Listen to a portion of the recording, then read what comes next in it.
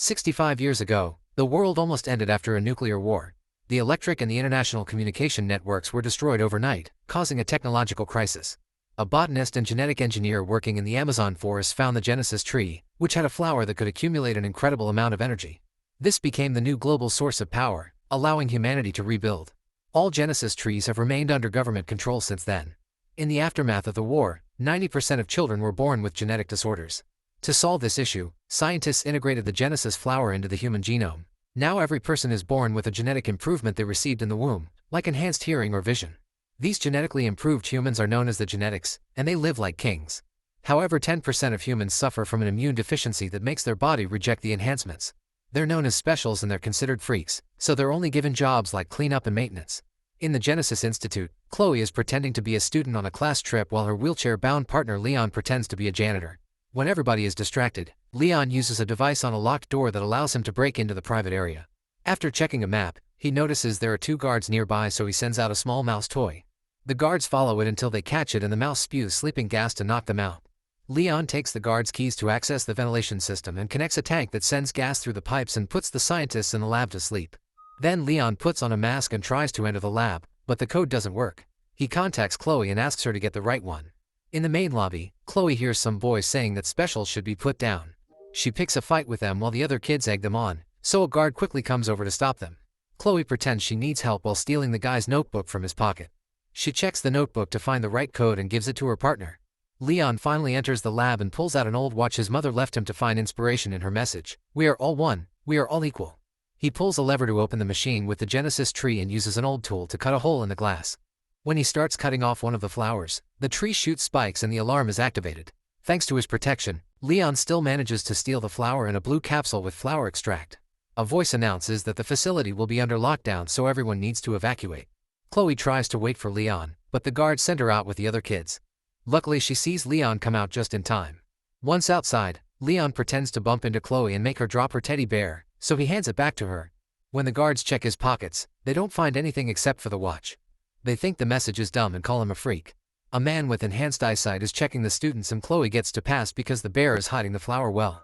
Minutes later, Chloe and Leon watch the news on a big screen on the street. Senator Frank asks citizens for their support because he wants to enable enhancements after birth. This is followed by famous singer Mira, who announces a tour in the special district with free tickets so they can celebrate genetic unity.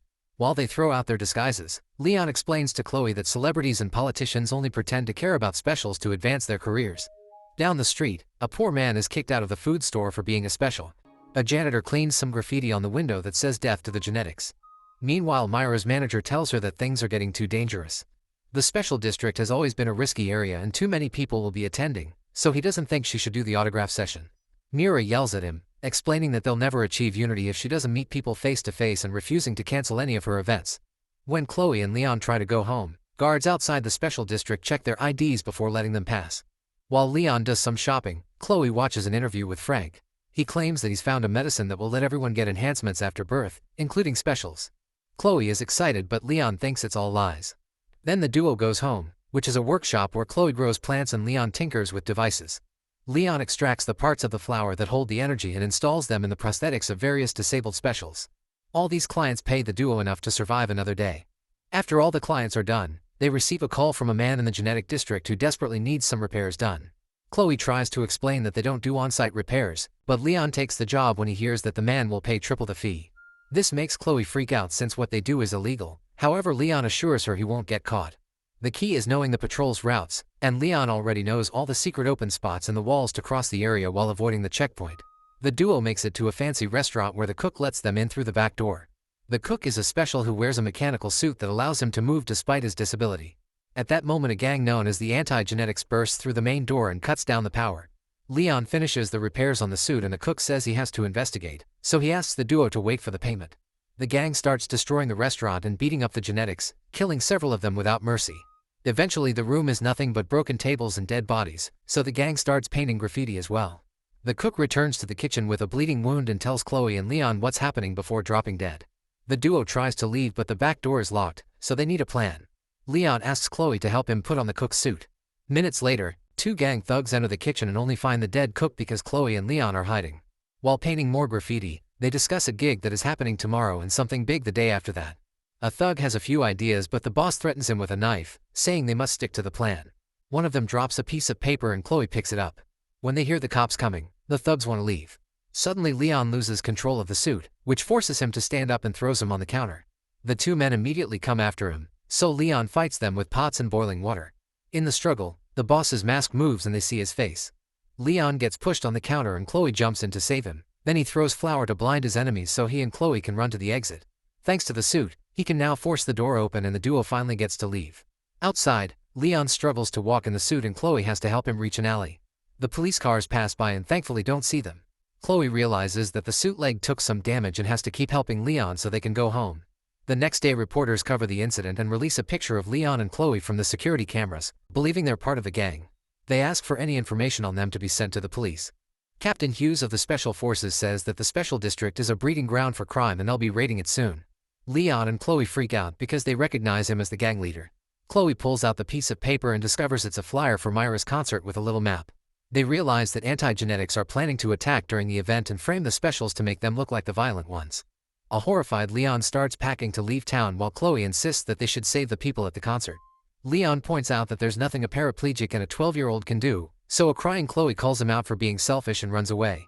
Leon tries to go after her but he isn't fast enough. A flashback shows a teenage Leon breaking into his father's office to look at his file and learning that he's a special. His father caught him in the act. After remembering this and looking at his mother's watch, Leon decides he must do something. A few hours later, Chloe comes back and finds Leon working on improving the suit.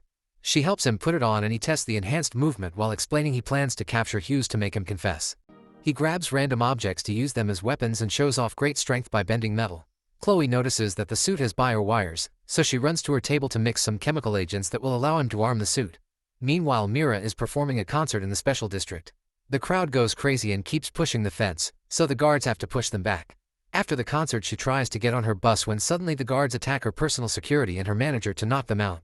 The rebels arrive in a truck and start painting graffiti while Hughes tells Mira to behave as she wants to live.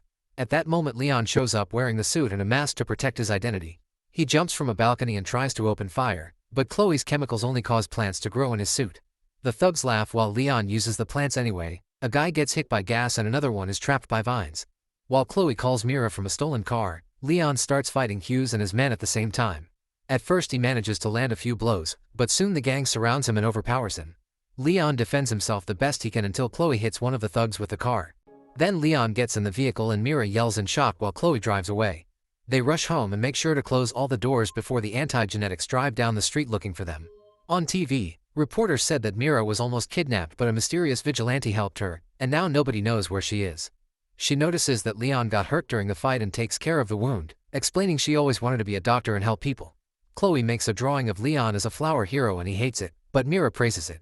After Leon tells her what's going on with Hughes, Mira says that she needs to go home because she has a big event tomorrow with Frank at the family planning center.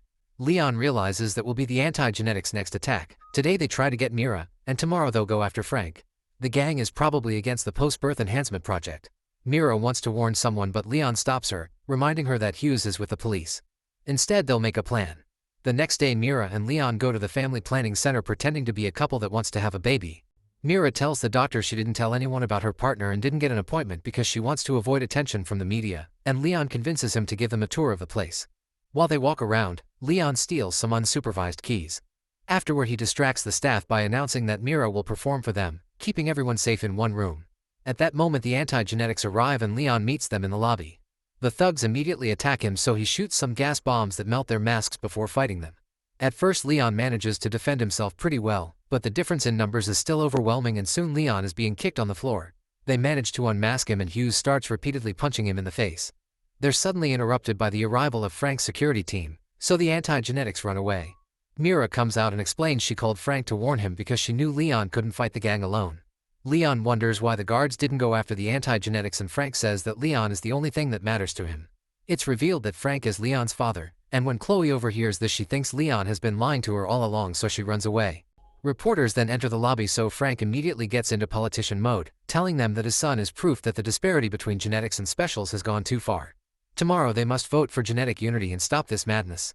The following week, it's announced that Frank's project was met with almost unanimous approval. Buses arrive at the special district to pick up all the poor people who will be sent to a new medical camp outside the city. After everyone is treated, the special district borders will be opened and the newly enhanced citizens will be allowed to join the genetics. At the medical center, Leon asks about Chloe and Frank says they haven't found her. When Leon mentions Hughes, Frank changes the subject and says he'll cure his son. Leon points out that when he tried to cure his mother she died, so Frank apologizes and admits he made a mistake. He reveals that his late wife left a letter for Leon and he was afraid to give it to him. By the time Frank made up his mind, Leon had abandoned his home. Leon opens the letter and reads a message from his mother apologizing for having to leave the family.